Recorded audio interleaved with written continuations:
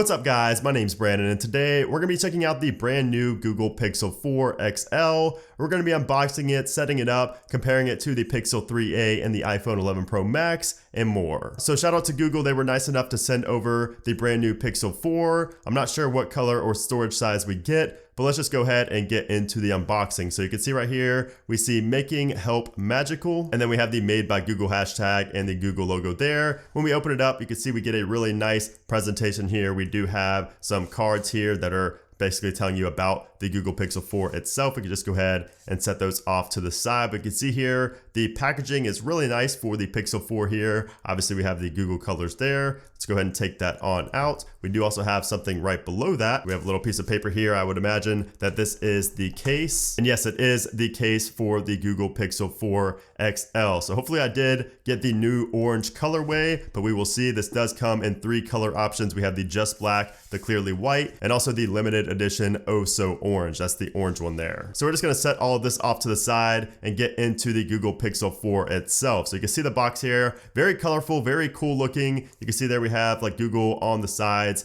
and P4 up top. So let's go ahead and take off the little peel tabs down here and check out which Pixel 4 we got. All right, so let's go ahead and see what's inside of the box here. So let's go ahead and take this top off, and we got the clearly white. So we got the clearly white Pixel 4 here. I was kind of expecting to see the limited edition oh so orange color, but definitely not disappointed here with the clearly white. So let's go ahead and take this guy on out. Let's go ahead and see what else we have in the box here as well. So we have our little pamphlet here with our semi eject tool and things like that. We do have our USB-C to USB-C right there, as well as an adapter. And in here we do have our 18-watt fast charger. So pretty much everything you would expect to see in the box, you got in the box here with the Google Pixel 4. So let's go ahead and take this wrapper off and talk about the Pixel 4 and how it compares to the competition. And there it is in its entirety. Man, this thing feels really good in the hand, really good in the hand. I really love the look of the white with the orange and black accents on the side. I think that's a really, really clean look, especially since the front is like all black. You would never be able to tell it's the clearly white until you turn it all the way around. I really like the contrast between the colors here. So let's go ahead and boot it up and then take a look around the device itself. So the Google Pixel 4 XL starts at $899 for the 64GB model, and then it goes up to $999 for the 128GB model. And there's no micro SD expansion, so you're stuck with either 64 or 128GB. And of course, on the right side, we do have the power button and then our volume rockers down here. On the left-hand side, we have our SIM tray right there. As you can see, it is just a solo SIM tray. We don't get dual SIM, however, we do have eSIM capability. And then up top, you can see we do have the microphone cutout. On the bottom, we have our speakers, of course, and our USB-C connector right there. And on the back side, we do have the Google logo down at the bottom, a very minimal look.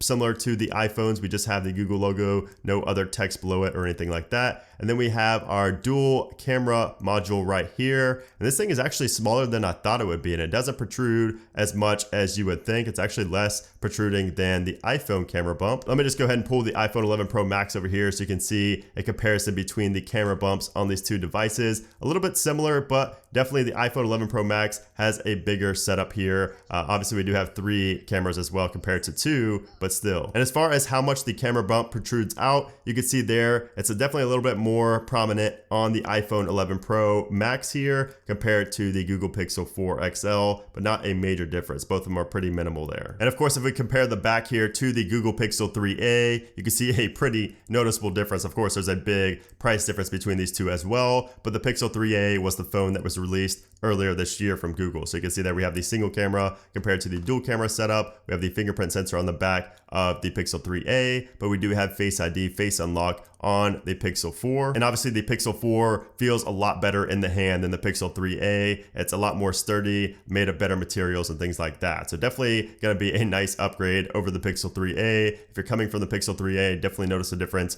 right away, even when you pick it up, and everything's gonna be better about the Pixel 4 compared to the Pixel 3a, especially when it comes to unlocking the actual phone, which I'll talk about here in a minute. All right, so we're gonna go ahead and set up the Pixel 4 here, and then after that, we're gonna go ahead and talk about the specs and the display, the cameras, all that fun stuff after we run through this quick setup process. And man, I'm so used to the iPhone setup process where it's so quick and easy. You just transfer from one device to another. You don't have to put in any passwords or anything like that. So I wish it was a little bit faster here, but that's to be expected with Android. They don't have that super fast transferring data over from one device to another. They just don't have that down pat just yet. But so you can see right here it says copy apps and data, so we did have to put in our Wi-Fi and things like that before we finally got to the screen here. So I'm going to go ahead and do that. I'm going to copy the data over from my Pixel 3a here over to the Pixel 4. That way I don't have to re-download all my apps and contacts and things like that. So let's just go ahead and do next, and we're just going to use the USB-C to USB-C here to connect both of these guys together so we could go ahead and transfer the data over. And we're just going to go ahead and click on copy. And I don't have too much to transfer over, so this should go pretty quickly, so I will have to put in my password over here. And then you can see right here we have the option of what we want to be transferred over to the new Pixel. I'm just gonna go ahead and click on copy, and you can see it starts right there. Now I do like how the Pixel shows all the data that's gonna be transferred and details about what's going to be transferred over. I think that's something that iOS can take a note from. All right, so my Pixel 3a actually died in the middle of the data transfer, so let's go ahead and try this again. Fortunately, there were no kind of errors or anything like that, and you can see it was pretty much done. So that was very, very quick there. So let's just go ahead to next on here, and we are done with the Pixel 3a. And now we get to set up the face unlock. So this is the thing I'm probably most excited about with the Pixel 4 XL, the Pixel 4 in general. I've heard a lot about how great the face unlock is. So let's just go ahead and test this out. You can see here it says glasses or lightly tinted sunglasses are okay. And you can see right here it says looking at the phone can unlock it when you don't intend to. So it says your phone can be unlocked by someone else if it's held up to your face, even if your eyes are closed. So I'm not sure why Google, the Pixel would even advertise that as a feature. I don't think that's very secure. You can't do that with the iPhone or anything like that. So it'll be interesting to see if that's actually an issue moving forward. But let's go ahead and set this up and see what it's all about. So we get a little demo there of what to do.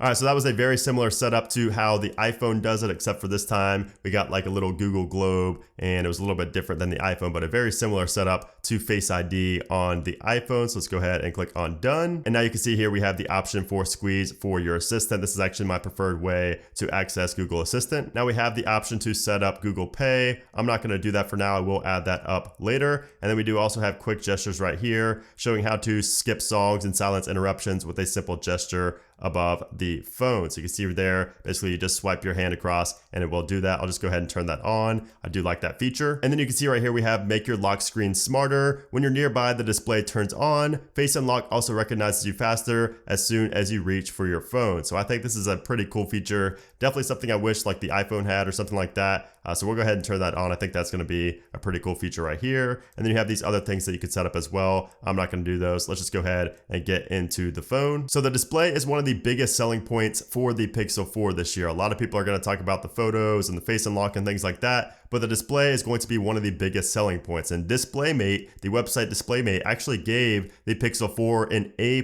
rating, and they actually got a Best Smartphone Display award. So the display on the Pixel 4 is no joke. It's an OLED display, and they have the always desired 90 Hz refresh rate, and Google's calling them the smooth display. You could also have the option to toggle between 60 and 90 Hz if you want. Now the regular Pixel 4 has a 5.7-inch display, but this Google Pixel 4 XL right here has a 6.3-inch display with a resolution of 1440 by 3040 and a pixel density of 537 ppi. And you can see the screen comparison here to the iPhone 11 Pro Max, a very, very similar look. Of course, we don't have the notch on the Google Pixel 4 XL here, whereas we do on the iPhone 11 Pro. So a lot of people are gonna like the Google Pixel 4 better for that reason. And we do have Gorilla Glass 5 on the front and the back of the Google Pixel 4 XL, so it will be very tough and durable. Now inside of the Pixel 4, we have the Snapdragon 855 processor with an Adreno 640 GPU. So of course, this will be blazing fast. We'll see if it's faster than the iPhone 11 Pro. I will be running a brief speed test between those two to see if it's going to be faster, but we do also have 6 GB of RAM inside of the Pixel 4. In terms of battery life in the Google Pixel 4 XL, we do have a 3700 milliamp hour battery, and if you get the normal Pixel 4, you will have a 2800 milliamp hour battery, so a pretty big difference in battery sizes there. Of course, if you want better battery life, you should definitely pay the extra $100 to get the XL version. Now, while we're on the front here, let's discuss the front-facing camera, which I would say is a little bit underwhelming this year. So we have a single firing 8 megapixel f2.0 lens here with no autofocus, and it also only shoots in 1080p. So it's a pretty weak selfie camera for pictures, but we do get super fast Face ID and Face Unlock. And let's go ahead and test that out actually while we're at it. So let's go ahead and lock our phone and do the Face Unlock. And yeah, that unlocked really quick. Let's just go ahead and do it again. And you can see there, I don't have to press anything. I don't have to tap the screen or anything like you have to do on the iPhone. You basically just put it up to your face and it unlocks very, very quickly. And man, that is definitely faster than the iPhone 11. Let's just go ahead and show you guys for comparison here. You can see there we unlock, and of course for the iPhone you do have to swipe up from the bottom to go to the home screen as well. So it's a lot more convenient on the Google Pixel 4. Obviously it's not going to be as secure as the iPhone is in terms of, you can actually open up the Google Pixel 4 with your eyes closed, whereas you cannot do that on the iPhone. But I do like how quick the Google Pixel 4 unlocks your phone there and goes straight to the home screen. I do really like that. That's definitely going to be convenient when using this device. I do also like how we don't have the fingerprint sensor on the back. That was always really annoying to me. That was something we had earlier this year with the Pixel 3a. I really didn't like that. Didn't feel good when you had your finger back here. And it would always get smudgy and things like that. And it would just take away from the whole aesthetic on the back. So I really like how clean the Google Pixel 4 looks here. It looks really, really clean. Love the material, love everything about it. Now, speaking of that backside here, we do have that dual camera setup here. On the rear, we have a 12.2 megapixel f1.7, which is the wide angle lens. And then we have a 16 megapixel f2.4, which is the telephoto lens. So we don't have a super wide, we just have a wide and a telephoto lens, unlike the iPhone 11, where we got the wide angle lens. So a lot of people are disappointed in that. I'm not gonna judge yet until I actually try out the camera myself. But it is a little bit underwhelming again to have 2 cameras at a $799 price tag, whereas the competitors have 3. And also what's a little bit disappointing is that the camera can only shoot video